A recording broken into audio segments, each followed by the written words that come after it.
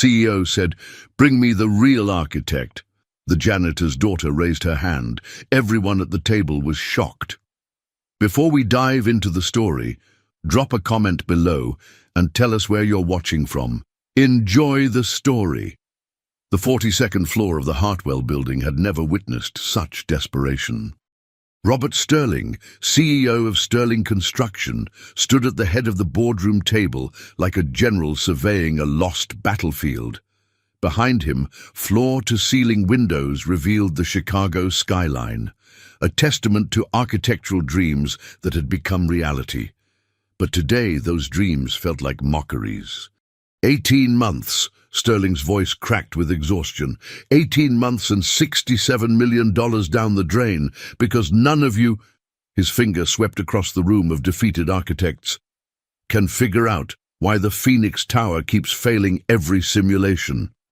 The revolutionary skyscraper design was supposed to be Sterling Construction's crowning achievement, a building that could withstand earthquakes, hurricanes, and anything nature could throw at it.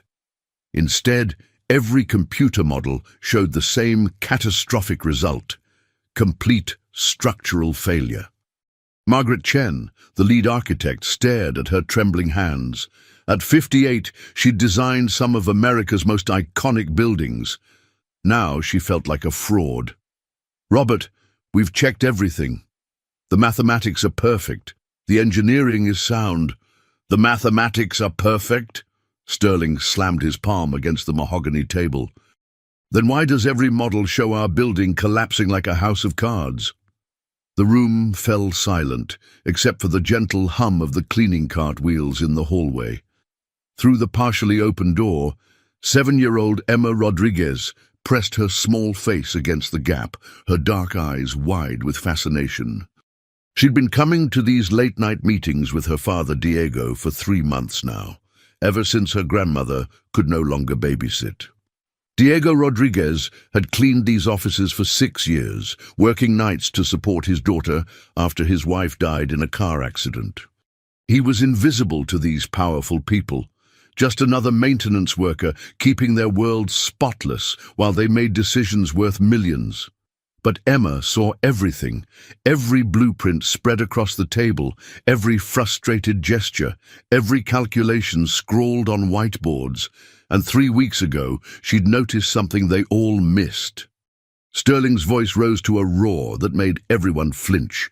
"I want the truth! I want the real architect who can solve this puzzle, or I'm shutting down this project and firing every last one of you." That's when the tiny voice spoke from the doorway. "Mr. Sterling, I think your building is trying to dance." 26 heads turned in unison. Emma stepped into the room, her father's horror-stricken face visible behind her.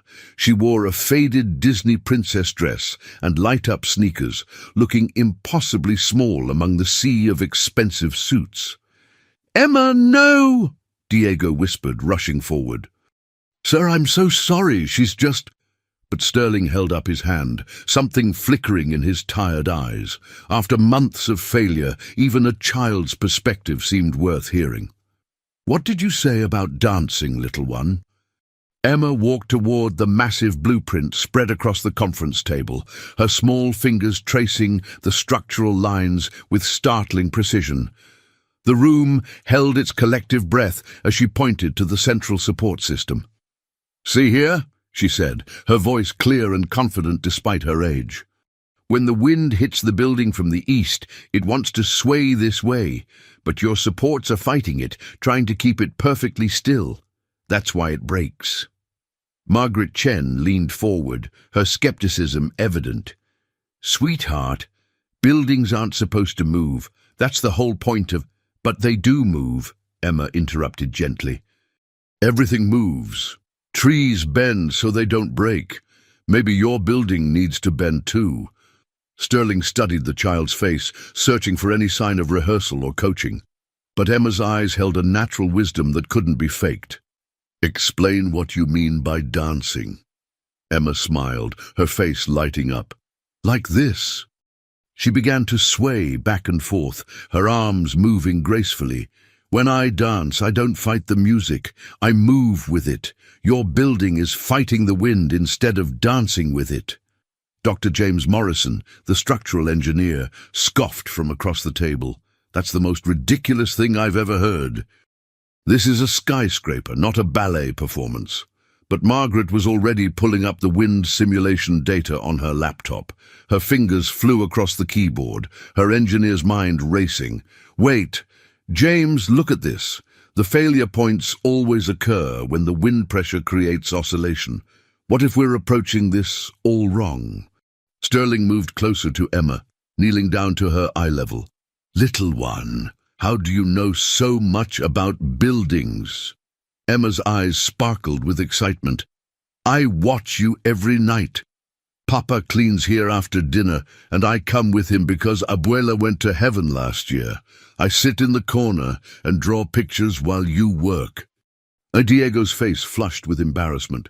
"Mr. Sterling, I never meant for her to bother anyone. She likes to draw, and she's so quiet." "She draws?" Sterling's eyebrows rose. "What kind of drawings?" Emma ran to her father's cleaning cart and pulled out a worn notebook from the small compartment where Diego kept his supplies. She flipped through pages of remarkable sketches, buildings that seemed to flow like water, structures that curved and twisted in impossible ways. "These are extraordinary," Margaret whispered, taking the notebook with reverent hands. Each drawing showed buildings that incorporated natural movement, designs that worked with environmental forces rather than against them. Sterling stood slowly, his mind reeling. In 3 minutes, this 7-year-old had identified the fundamental flaw that had stumped his entire team for over a year. "Emma, would you like to help us fix our dancing building?" Emma's face broke into a radiant smile. "Really? I can help make it better?" But Dr. Morrison slammed his briefcase shut, his face red with indignation. "Robert, this is insane. You're going to trust our $100 million project to a child's fairy tale about dancing buildings." Sterling's eyes hardened as he looked at his longtime colleague. "James, this child has just shown us something we've been blind to for 18 months. Maybe it's time we started listening." As Dr. Morrison stormed out of the room, Emma tugged on Sterling's sleeve. "Mr. Sterling, there's something else wrong with your building, something scary." The tension in the room shifted as Emma's expression grew serious, her childlike excitement replaced by genuine concern. She flipped through her notebook until she found a specific drawing, one that made Sterling's blood run cold. "I drew this 3 weeks ago," Emma said quietly, showing a sketch of the Phoenix Tower with dark, jagged lines running through its foundation. "The building has a broken heart." Margaret Chen pulled up the foundation blueprints on the large display screen. "What do you mean, Emma? The foundation is solid bedrock." Emma shook her head, pointing to a specific area on both her drawing and the digital blueprint. "Not the bottom. Here, where all the pipes meet. There's a big, empty space that nobody talks about." Diego stepped forward, his face pale. "Emma, mija, you shouldn't—" "No, let her speak," Sterling commanded, his business instinct screaming that this child had uncovered something crucial. "Emma, tell us about this empty space." Emma traced her finger along the architectural drawings. "Every night I watch you worry about the top of the building, but nobody ever looks at this part. There's a big room here that's not on your drawings, and sometimes, late at night, I hear sounds coming from down there." The room erupted in confused murmurs. How could there be a space in their building that wasn't on the blueprints? Margaret's fingers flew across her keyboard, pulling up the original site surveys. "This is impossible. We have geological reports going back 15 years. There's no indication of any void spaces or—" She stopped mid-sentence, her face draining of color. "What is it?" Sterling demanded. "The 1987 survey. There's a notation here about an anomalous reading in Sector 7. It was dismissed as equipment error, but—" Margaret's voice trailed off as she compared the old survey to Emma's drawing. They matched perfectly. Emma nodded solemnly. "The building knows there's something wrong underneath. That's why it doesn't want to dance properly. It's scared. Frank Williams, the senior project manager, finally spoke up. Are you telling us that this child identified a structural flaw that our entire engineering team missed? Sterling was already reaching for his phone. I'm calling the geological survey team. We're going to excavate that area tomorrow morning. But Emma grabbed his sleeve, her small face etched with worry. Mister, Sterling, you need to be very careful. Sometimes when you dig where you're not supposed to, you find things that were meant to stay hidden. Margaret leaned down to Emma's level. What kind of things, sweetheart? Emma's voice dropped to a whisper. The kind that explain why 3 construction workers quit last month. They saw something down there during the night shift, something that made them never want to come back. The room fell silent as the implications sank in. Not only had Emma identified a critical engineering flaw, but she'd apparently been observing construction activities that the management team knew nothing about. Sterling's phone buzzed with an urgent message. His face went white as he read it. The geological team can't come until next week. But we have a board presentation tomorrow. If we can't prove our design is sound, the investors will pull out. Emma looked up at him with those wise brown eyes. Don't worry, Mr. Sterling. I think I know how to fix the dancing building, but first you need to trust me about what's hiding underneath. Sterling knelt down and placed his hands on Emma's small shoulders. Emma, I need you to tell me everything you've seen, everything you've heard. Can you do that? Emma nodded gravely. Yes, sir. But some of it might be hard to believe. Emma settled into the large leather chair that Sterling pulled up for her, her feet dangling several inches from the floor. Diego hovered nearby, still shocked that his daughter was commanding the attention of Chicago's most powerful construction executives. It started 4 months ago, Emma began, her voice taking on the careful cadence of someone who'd been keeping secrets. Papa got this job, and Abuela was too sick to watch me at night anymore. So I started coming here. She opened her notebook to the first page, revealing a detailed sketch of the building's lobby. At first, I just drew the pretty parts, the marble floors, the big windows, the way the lights made patterns on the walls. Margaret found herself genuinely impressed by the child's artistic ability. The proportions were perfect, the perspective sophisticated for someone so young. Emma, did someone teach you to draw like this? Emma shook her head. Mama used to draw with me before she went to heaven. She said I had special eyes that could see how things fit together. Her voice caught slightly on the memory, and Diego reached over to squeeze her shoulder. But then I noticed you all staying late every night, Emma continued, turning to pages filled with sketches of frustrated architects, crumpled papers and stressed faces. You looked so sad and worried. I wanted to help, but I didn't know how. Sterling leaned forward, captivated despite himself. So you started watching us work? Emma nodded. Every night after Papa finished cleaning the offices, we'd come here. He'd polish the big table while you worked on your drawings. I'd sit in the corner and copy what I saw. She flipped through pages, showing the evolution of the Phoenix Tower design. Dozens of iterations, each one slightly different, all faithfully recorded by a 7-year-old who nobody knew was watching. This is remarkable, Frank Williams muttered. She's documented our entire design process better than our official records. But Emma's expression grew troubled as she reached the more recent pages. 3 weeks ago, something changed. You started having meetings very late after Papa usually finished cleaning. But Papa said we had to stay because Mr. Thompson needed the conference room cleaned extra special for morning meetings. Diego nodded, remembering. The security guard asked me to do deep cleaning in here, said there were important investors coming. Emma's drawings from that period showed darker themes, men in expensive suits looking angry, pointing fingers, raised voices captured in quick sketches that somehow conveyed emotion. That's when I first heard the sounds, Emma said quietly. While Papa was vacuuming the big office, I heard noises from downstairs, like digging, like machines working very late at night. Margaret's blood chilled. "Emma, there shouldn't be any construction work happening at night. Our permits specifically prohibit—" "I know," Emma interrupted. "That's why I started staying awake during the meetings. I wanted to understand why everyone was so scared." She turned to a page that made everyone in the room gasp. It was a detailed floor plan of the building's basement levels, far more accurate than their official blueprints. But this drawing showed additional rooms, corridors that weren't supposed to exist, and what appeared to be excavation work in progress.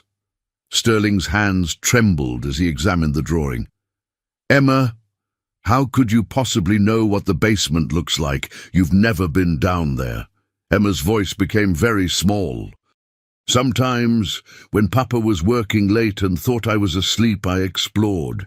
I found the stairs that go down past where your drawings end, and I saw people working with flashlights, digging in places where the building drawings say there should be solid rock." The room erupted in urgent whispers. Unauthorized construction work could invalidate their permits, expose them to massive liability, and explain the structural problems they'd been experiencing. But Emma wasn't finished. "Mr. Sterling, there's something else. Something I drew but didn't understand until tonight." She turned to the final page of her notebook, revealing a sketch that made Sterling's heart stop. It showed several men in hard hats clustered around what appeared to be a large metal object partially buried in the ground. "I think they found something down there," Emma whispered. "Something that was buried a long time ago. And I think that's why your building doesn't want to dance." The next morning brought chaos to Sterling Construction. Word had somehow leaked about the previous night's meeting, and the office buzzed with whispers about the child architect who had stumped the engineering team.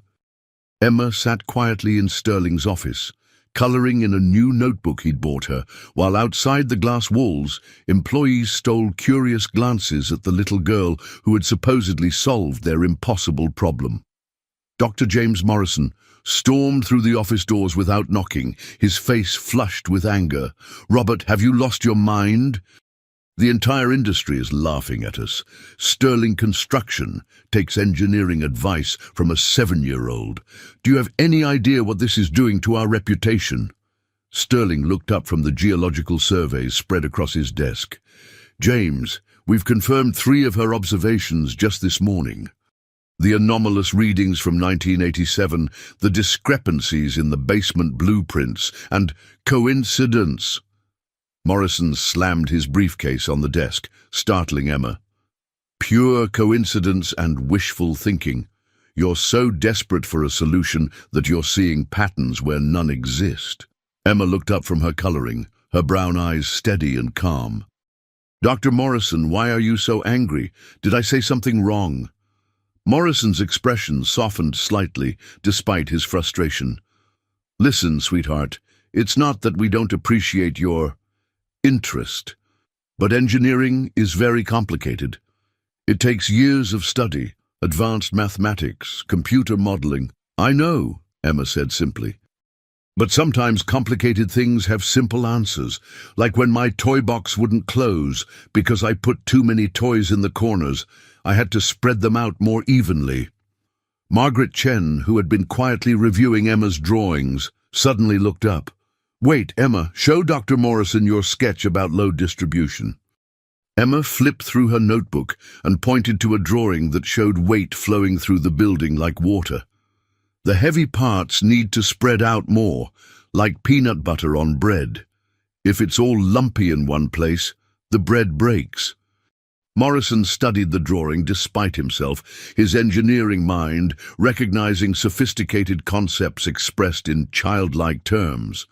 "This is actually not entirely wrong, but that doesn't mean—" His phone rang, interrupting his protest. After a terse conversation, his face paled. That was the geological team. "They're moving up their survey to this afternoon.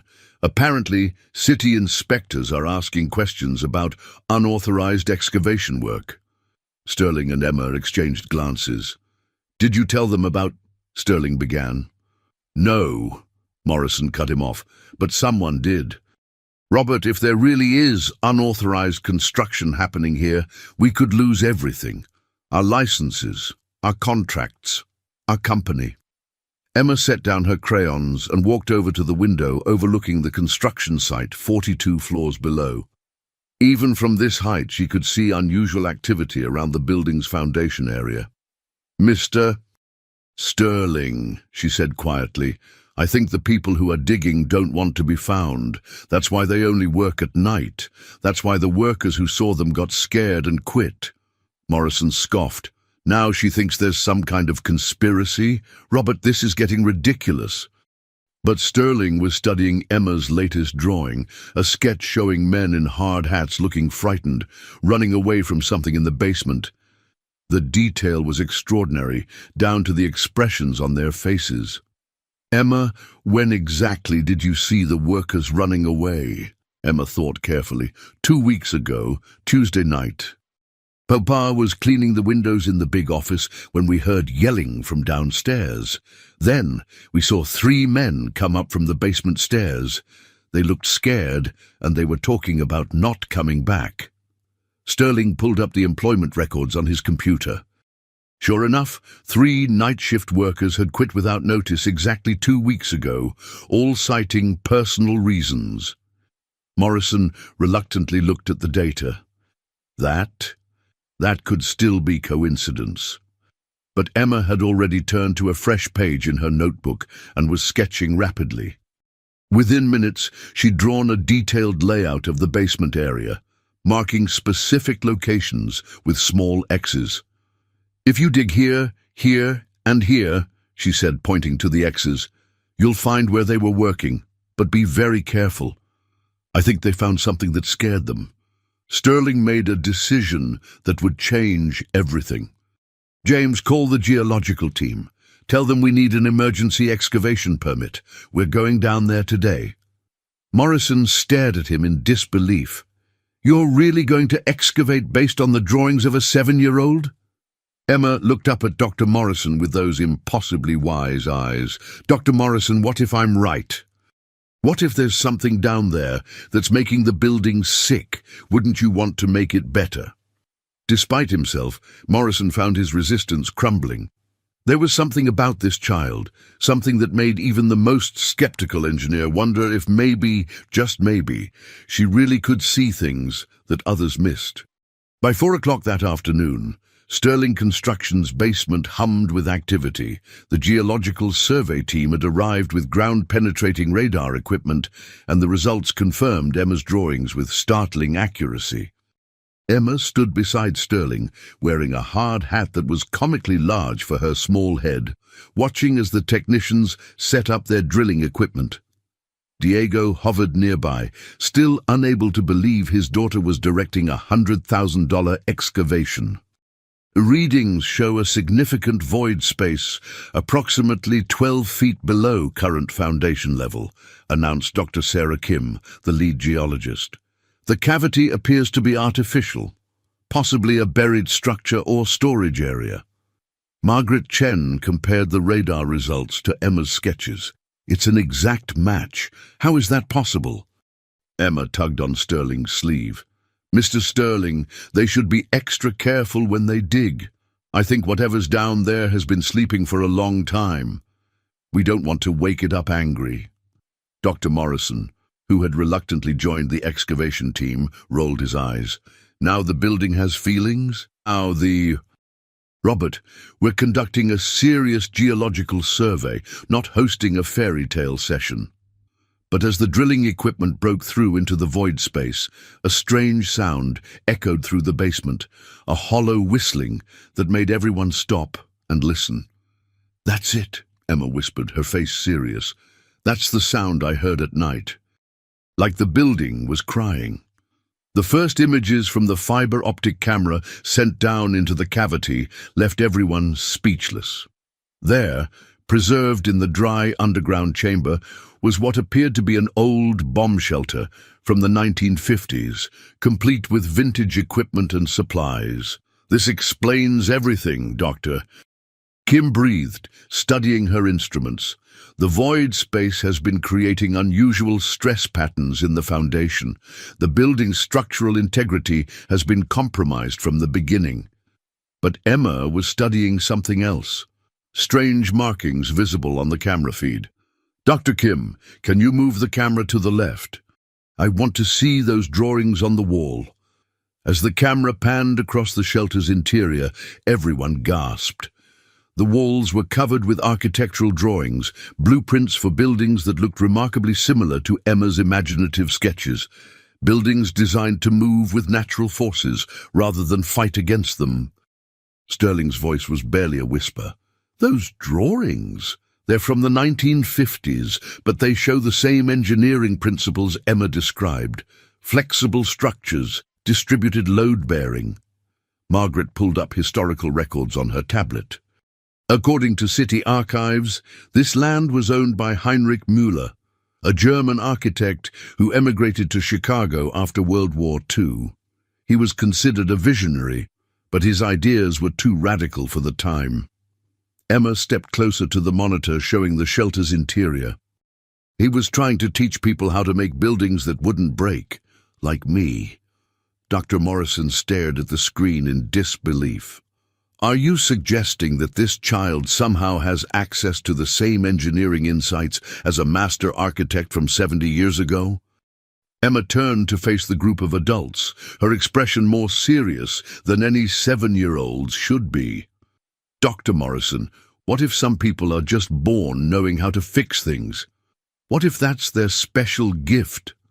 As if responding to her words, the building's structure gave a subtle shift.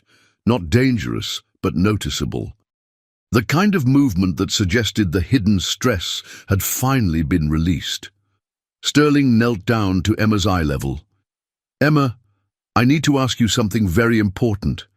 How did you really know about all of this?" Emma was quiet for a long moment, her small hands fidgeting with the oversized hard hat. When she finally spoke, her voice was so soft that everyone had to lean in to hear. "Sometimes, when I'm very quiet and I listen very carefully, buildings tell me what's wrong with them. They don't like being hurt, Mr. Sterling. They want to be strong and safe and happy, just like people do." The basement fell silent except for the hum of machinery. Everyone was thinking the same impossible thought. What if this remarkable child really could communicate with buildings in ways that no engineering degree could teach? Sterling made the decision that would define the future of his company. "Emma, how would you like to help us design buildings the right way, buildings that are happy?" Emma's face broke into the brightest smile anyone had seen in months. "Really? I can help make buildings that dance instead of break?" But Dr. Morrison had one more question. "Emma, if buildings can tell you what's wrong, what is the Phoenix Tower telling you right now?"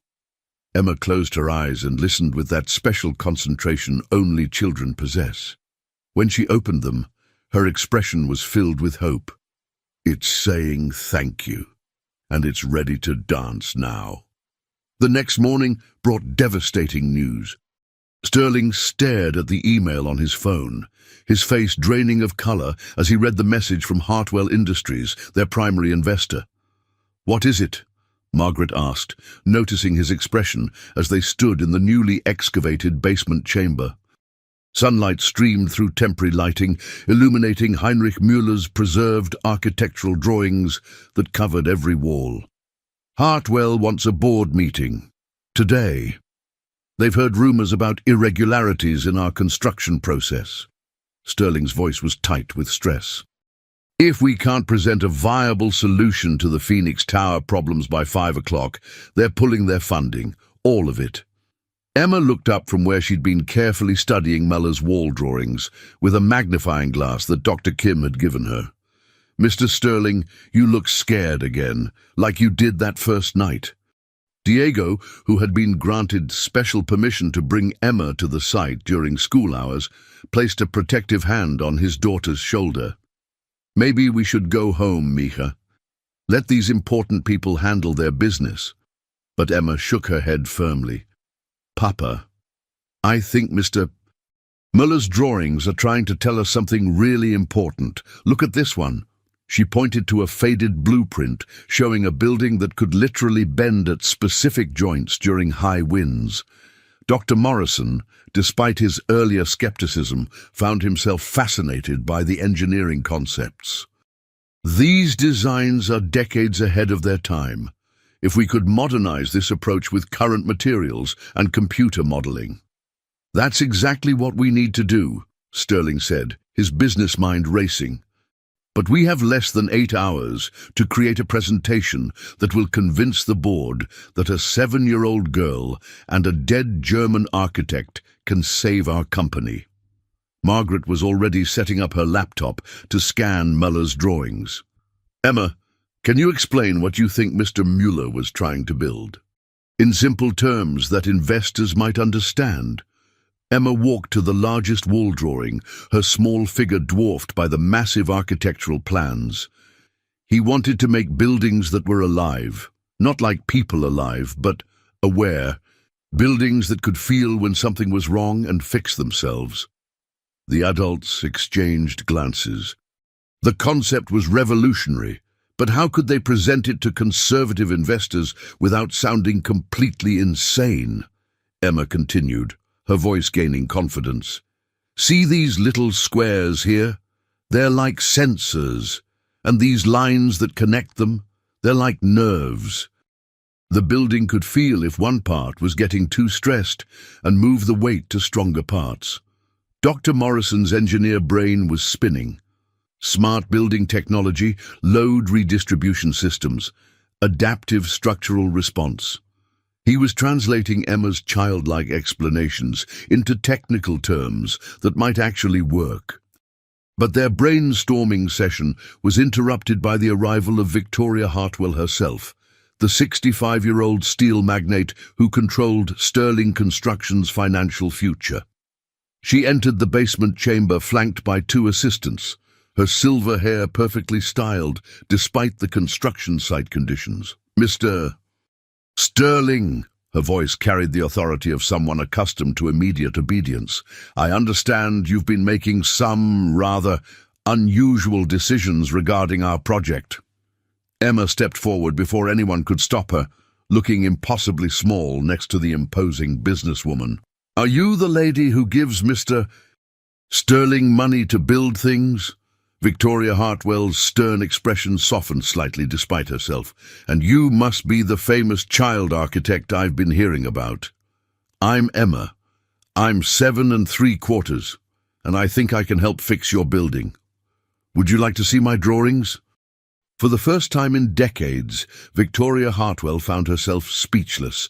This confident little girl, standing in a basement surrounded by $1 million excavation equipment, was offering to solve problems that had stumped some of the country's best engineers.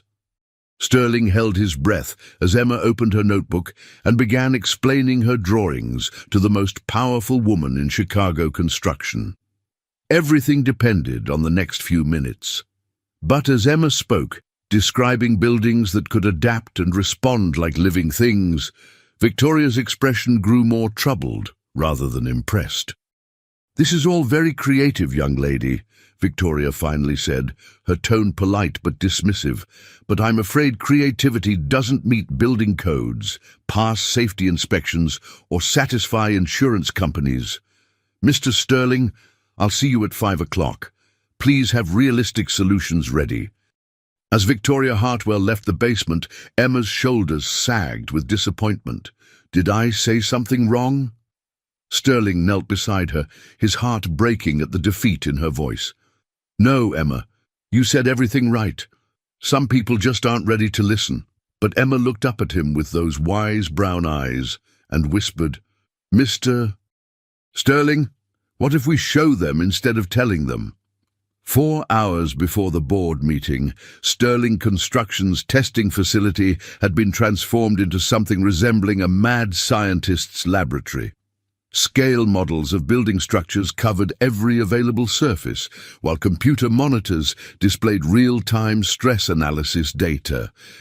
Emma sat cross-legged on the floor, surrounded by building blocks, Legos, and modeling clay, creating three-dimensional representations of her ideas while the engineering team worked frantically to translate her concepts into testable prototypes. "Try this one," she said, handing Margaret a Lego building that looked precarious but somehow felt stable in her hands. "This is how the Phoenix Tower wants to move during earthquakes." Margaret placed the model on the earthquake simulation platform, while Dr. Morrison operated the controls with obvious skepticism. "Emma, buildings that move during earthquakes tend to collapse. That's basic physics."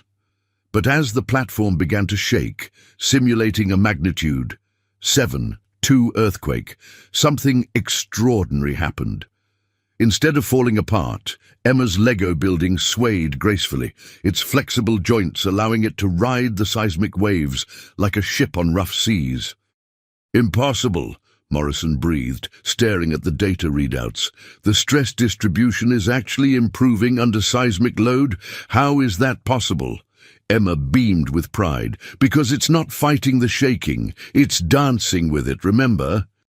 Diego watched from the corner, still amazed that his daughter was commanding the attention of Chicago's top engineers. He'd taken the day off from his night shift, knowing this might be the most important day of Emma's young life. Margaret was already inputting Emma's design principles into the computer modeling system. "If we apply these flexibility concepts to the Phoenix Tower's support structure and integrate smart building technology to automatically adjust load distribution." The computer simulation ran for several minutes, processing thousands of variables. When the results appeared on screen, the room fell silent. "Zero structural failure under all tested conditions," Dr. Morrison read from the display, his voice filled with wonder. "Wind resistance improved by 340%. Seismic stability increased by 280%. Material stress reduced by 60%. Emma clapped her hands together. "See, the building just wanted to be allowed to dance." But their celebration was interrupted by Sterling's assistant rushing into the lab. "Mr. Sterling, there's a problem." Victoria Hartwell moved the meeting up. "The board is convening in 1 hour, and they want to see practical results, not computer simulations." Sterling's heart sank. They had revolutionary concepts and promising test data, but no way to demonstrate the full-scale application in time for the meeting. Emma tugged on his sleeve. "Mr. Sterling, what if we built a real test? Not tiny like these models, but big enough for people to see how it works." "Emma, we don't have time to construct anything large enough to be convincing." Emma's eyes lit up with sudden inspiration. "What about the old warehouse behind the building, the one with the wobbly walls that nobody uses anymore?" Margaret frowned. "That building is scheduled for demolition. It's structurally unsound." "Exactly," Emma exclaimed. "What if we make it sound again? What if we show them how to fix a broken building using the dancing method?" Sterling stared at the child in amazement. Not only was she proposing to demonstrate her theories on a full-scale structure, but she wanted to do it by saving a building that everyone else had given up on. "Doctor." Morrison checked his watch. "Robert, it would take weeks to properly assess that structure and implement modifications. We have 47 minutes. Emma stood up, her face set with determination that looked startling on someone so young. "Dr. Morrison, sometimes you don't need weeks to fix something. Sometimes you just need to listen to what it's trying to tell you." She walked to the window overlooking the old warehouse, her small hand pressed against the glass. "That building is sad because everyone thinks it's going to die. But it doesn't want to die. It wants to be useful again." Sterling made another decision that would define his career, Get the construction crew. We're going to try something that's either brilliant or completely insane. Emma grinned up at him. Mr. Sterling, sometimes the best things are both. 37 minutes before the board meeting, Sterling Construction's emergency crew surrounded the condemned warehouse like a medical team performing urgent surgery. Emma stood in the center of the chaos, her hard hat slightly askew, directing grown men with the calm authority of a seasoned foreman. "The building is telling me the pain is worst right here," she said, pointing to a section of wall that was visibly bowing outward. "If we put one of the flexible joints there, it can bend instead of breaking." Margaret Chen worked frantically with her tablet, translating Emma's intuitive directions into precise engineering calculations. She's right. The stress analysis shows maximum load concentration at exactly that point. Dr. Morrison, his skepticism now completely replaced by fascination, supervised the installation of experimental flex joints, metal connectors designed to allow controlled movement under stress. "This is either going to work brilliantly or collapse spectacularly." Diego stood nearby, pride and terror warring on his face as he watched his 7-year-old daughter orchestrate a construction project that seasoned engineers wouldn't attempt with months of planning. "Mija," he called softly, "are you sure about this?" Emma looked up at her father with complete confidence. "Papa, remember when you taught me to fix the wobbly chair in our kitchen? You said sometimes things aren't broken, they just need to move in a different way." Sterling checked his watch. 23 minutes until the board meeting. "Emma, whatever we're going to do, we need to do it fast." Emma nodded and walked to the center of the warehouse, closing her eyes and listening with that special concentration that had become familiar to everyone who worked with her. When she opened her eyes, she began giving rapid-fire instructions. "Put sensors here, here, and here. Connect them to the computer that can think fast. When the building feels stress in one place, the computer should tell these joints to move just a little bit, like breathing." The construction crew, initially dubious about taking orders from a child, found themselves caught up in Emma's infectious certainty. They worked with unprecedented speed and precision, installing smart sensors and computerized flex joints throughout the structure. Margaret monitored the real-time data on her laptop. Stress readings are stabilizing. The building's structural integrity is actually improving as we make these modifications. But with 8 minutes remaining, disaster struck. A section of the roof that they hadn't yet reinforced began to sag ominously, threatening to bring down the entire demonstration. "Everyone out!" Dr. Morrison shouted. "The building's going to collapse!" But Emma didn't move. Instead, she walked calmly to the center of the warehouse and placed her small hands on one of the newly installed sensor panels. "Emma, no!" Diego started toward his daughter, but Sterling caught his arm. "Wait," Sterling whispered. "Let her try." Emma's voice was barely audible over the creaking and groaning of the stressed structure. "Please don't be scared. We're trying to help you. Just let us show you how to be strong in a new way." She pressed buttons on the sensor panel with surprising knowledge, activating systems that allowed the building to redistribute its weight away from the failing section. Slowly, miraculously, the dangerous sagging stopped. The warehouse gave one final shudder and then settled into stability, its newly flexible joints allowing it to find a new equilibrium. Margaret stared at the data streaming across her screen. All readings are green. The building is stable and responding properly to load changes. Dr. Morrison shook his head in amazement. She just saved a condemned building in under an hour, using techniques that haven't been invented yet. Emma walked back to the group, her face glowing with satisfaction. The building says thank you. It's happy to be useful again. Sterling checked his watch one final time. 2 minutes until the board meeting. Emma, are you ready to show Victoria Hartwell how buildings can dance? Emma straightened her hard hat and smiled. Mr. Sterling, I think she's going to be very surprised.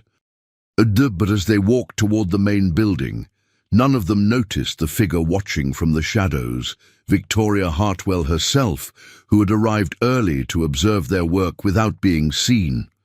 Her expression was unreadable, but her hands were shaking slightly as she pulled out her phone to make a call that would change everything. The boardroom had never felt more tense. Victoria Hartwell sat at the head of the mahogany table, surrounded by 8 other board members whose combined wealth could have purchased a small country. Their faces showed the polite skepticism of people who were about to witness what they expected to be an expensive failure.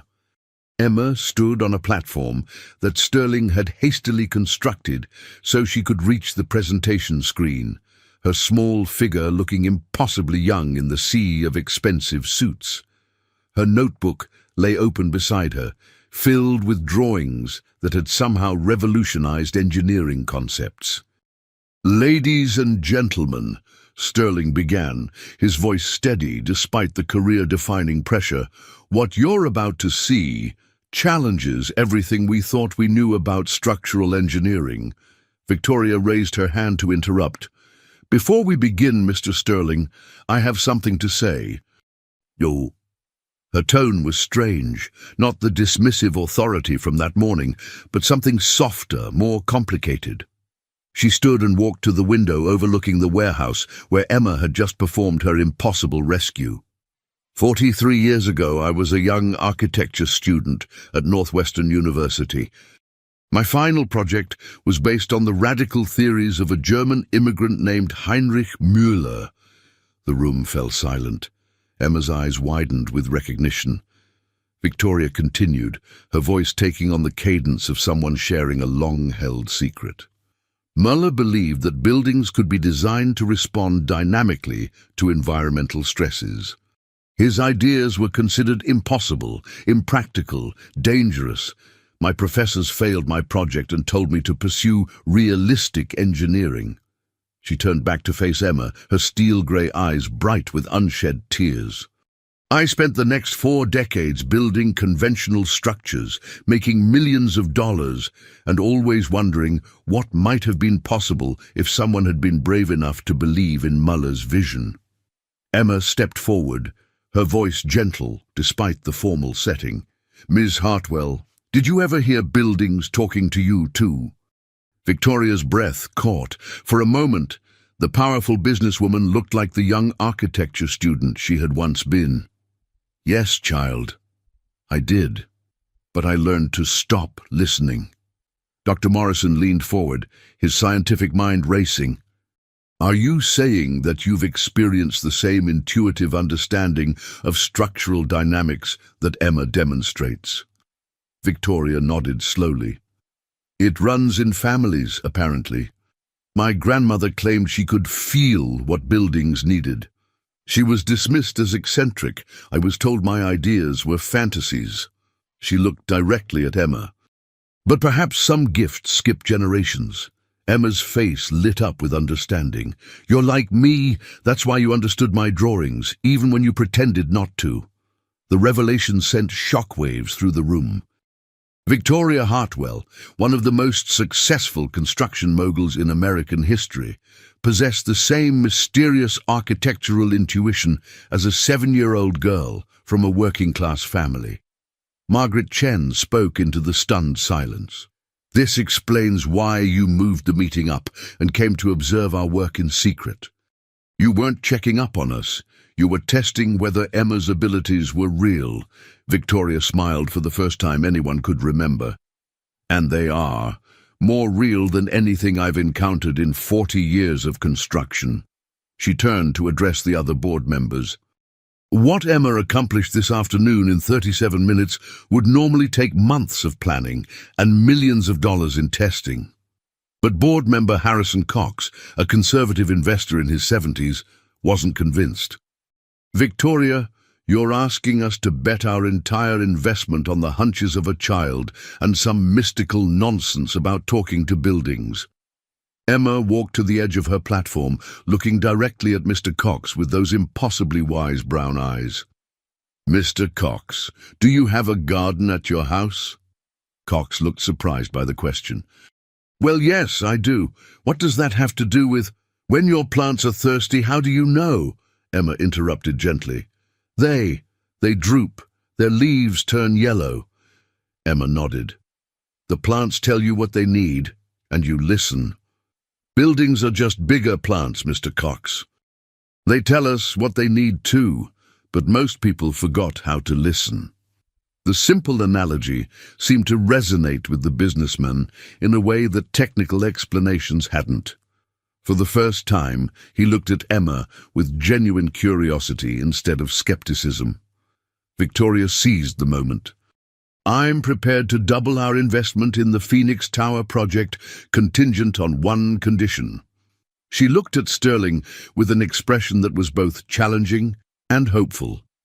Emma Rodriguez becomes our chief architectural consultant, at whatever salary Mr. Sterling deems appropriate. Diego gasped from his seat in the corner. Emma stared at Victoria in amazement. Sterling found his voice first. Are you offering a 7-year-old girl a position as a consulting architect? Victoria's smile was radiant. Mr. Sterling, I'm offering a 7-year-old genius the chance to revolutionize the construction industry. The question is, are you brave enough to let her? And Emma looked at her father, then at Sterling, then at all the powerful adults whose futures suddenly depended on her answer. Can I still go to school and play with my friends? She asked seriously. Victoria laughed, a sound none of the board members had ever heard before. Emma, you can do anything you want. But first, would you like to help us build the Phoenix Tower the right way? Emma's face broke into the brightest smile anyone had seen.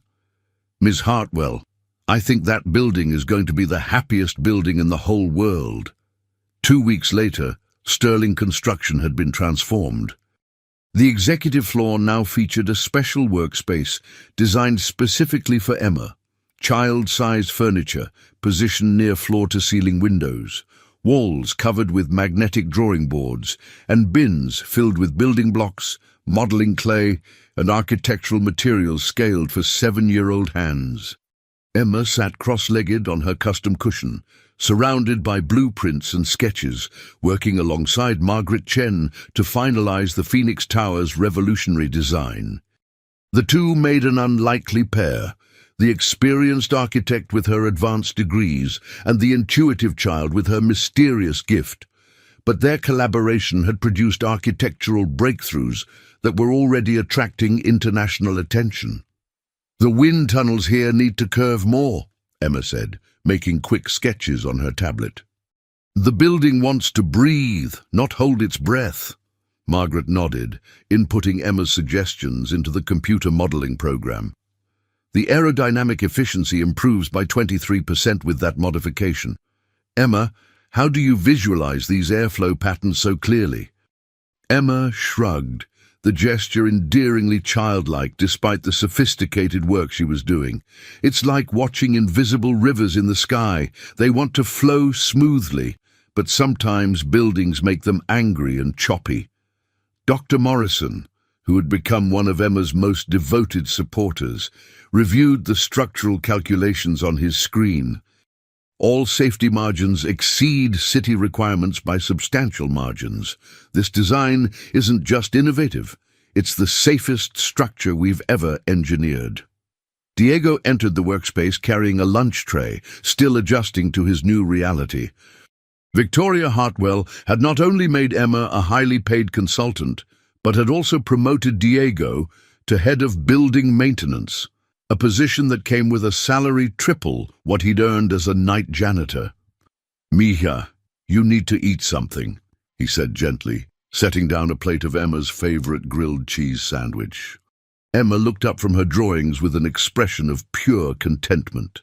Papa, did you ever think we'd be working in such a fancy building? Diego's eyes were bright with unshed tears of pride and gratitude. Never, Emma. But I always knew you were special.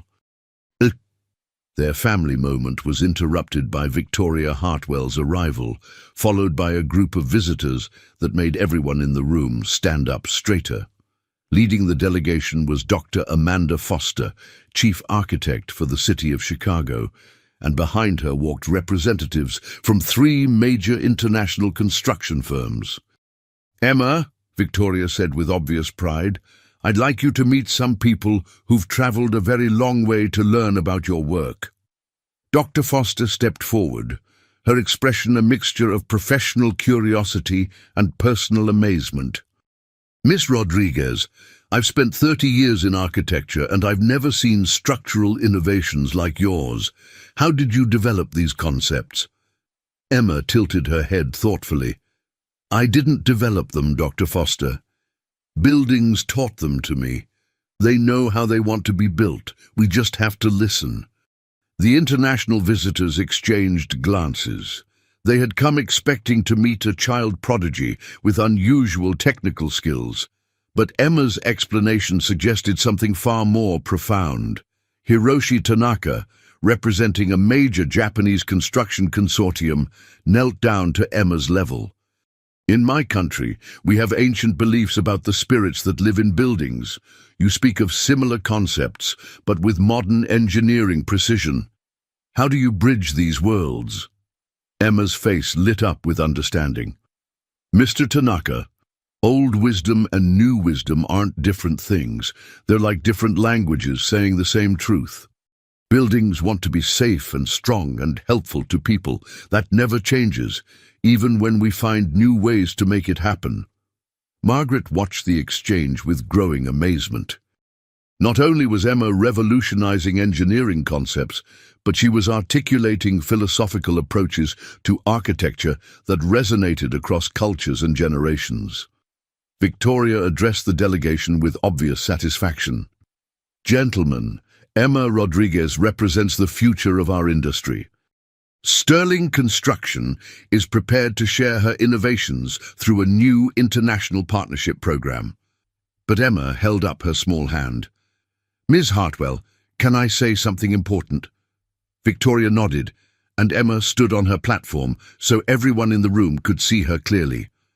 "Making buildings isn't about being famous or making lots of money," Emma said, her voice carrying a wisdom that seemed impossible in someone so young. "It's about giving people safe, happy places to live and work and dream. If we share these ideas with everyone, then all the buildings in the world can be happier." The room fell silent as the profound simplicity of Emma's vision sank in. She wasn't interested in personal glory or commercial advantage. She wanted to improve the world, one building at a time. Dr. Foster spoke first, her voice thick with emotion. "Miss Rodriguez, would you be willing to present your ideas to the International Council of Architects? Your work could influence building standards worldwide." Emma looked at her father, then at Sterling, then at Victoria. "Will you all come with me? I don't want to do this alone." Sterling knelt beside Emma's platform. "Emma, we'll go anywhere you need us to go. You've already changed our lives more than you know." Emma beamed at him, then turned back to the international delegation. "Then yes, Dr. Foster, let's teach the whole world how to make buildings that dance." As the visitors filed out, discussing plans and partnerships, Emma returned to her drawings with the focused concentration that had become her trademark. But Victoria lingered, watching the child work with an expression of deep satisfaction. "Emma," Victoria said quietly, "do you know what you've accomplished?" Emma looked up from her sketchpad. "I helped fix some buildings that were sad." Victoria laughed softly. "You've revolutionized an entire industry. You've brought together art and science, intuition and engineering in ways that no one thought possible." Emma considered this seriously. "Miss Hartwell, do you think Mr. Muller would be proud of what we did with his drawings?" Victoria's eyes filled with tears. "Emma, I think Heinrich Muller is looking down from heaven with the biggest smile anyone has ever seen." Emma nodded with satisfaction and returned to her work, humming softly as she designed buildings that would make the world a little bit safer, a little bit happier, one dancing structure at a time. 6 months later, The International Council of Architects had gathered in Geneva, Switzerland, for the most unprecedented presentation in the organization's 100-year history. Emma Rodriguez, now 8 years old and wearing her first professional suit, stood before an audience of 400 of the world's most distinguished architects, engineers, and construction executives. The Phoenix Tower rose majestically behind her on the presentation screen, 47 stories of revolutionary architecture that had already survived 2 major storms and a moderate earthquake with 0 structural damage. But Emma wasn't nervous. She was exactly where she belonged. Distinguished colleagues, Dr.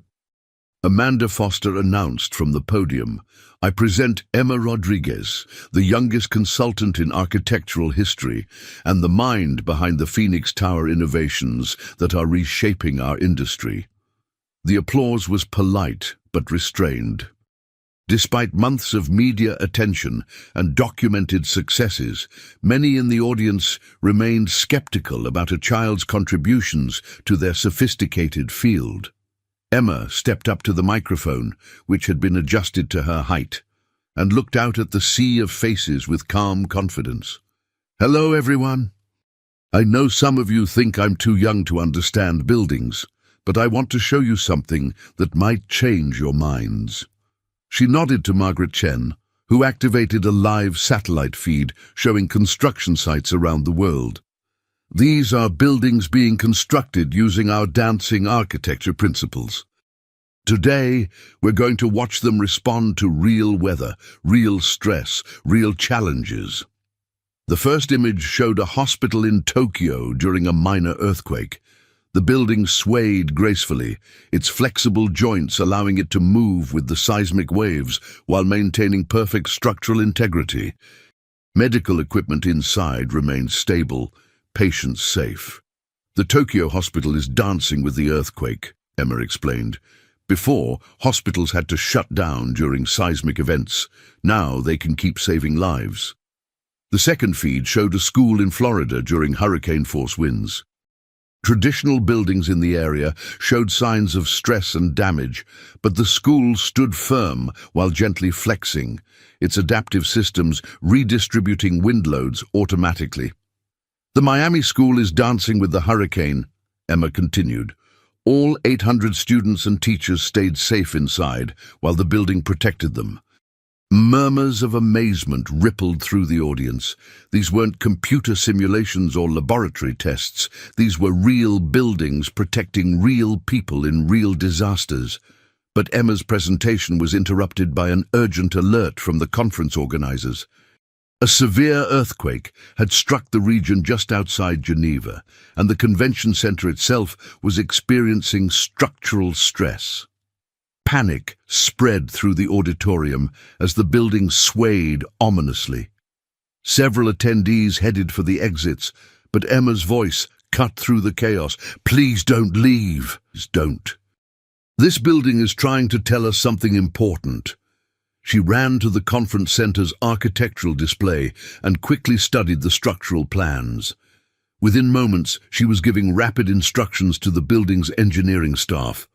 "The stress is concentrating in the northwest support column. You need to activate the emergency load redistribution system, if this building has one." The chief engineer, Dr. Klaus Weber, stared at the 8-year-old in amazement.